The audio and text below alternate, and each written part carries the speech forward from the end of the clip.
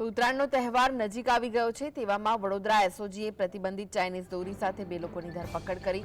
પ્રતિબંધિત Chinese દોરીની 30 rail સહિત 81,000ના મુદ્દામાલ પણ પોલીસે કબજે કર્યો હતો। ઉલ્લેખનીય છે કે મકર સંક્રાંતિના તહેવારની ઉજવણી દરમિયાન ઘણા વેપારીઓ અને શખ્સો રૂપિયા કમાવાની લાલચમાં પ્રતિબંધિત ચાઇનીઝ લોન્ચર તુક્કલ, લેટન અને દોરી બહારથી મંગાવીને તેનું ગેરકાયદે વેચાણ કરતા હોય છે। તેવામાં એસઓજી પ્રતિબંધિત વસ્તુનું વેચાણ કરનાર શખ્સો પર સતત વોચ રાખી રહી છે। તો આ વિશે જ વધુ માહિતી માટે જોડાઈ ગયા છે સંવાદદાતા રૂપેશ। રૂપેશ, પ્રતિબંધિત ચાઇનીઝ દોરી અને આઇટમોનું વેચાણ થઈ રહ્યું છે, શું વિગતો મળી રહી છે?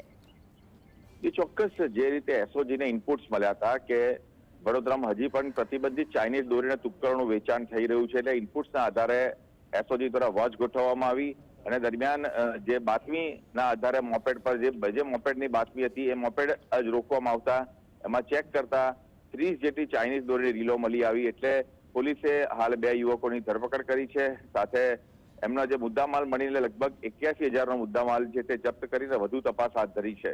જી જી, આભાર માહિતી આપવા માટે।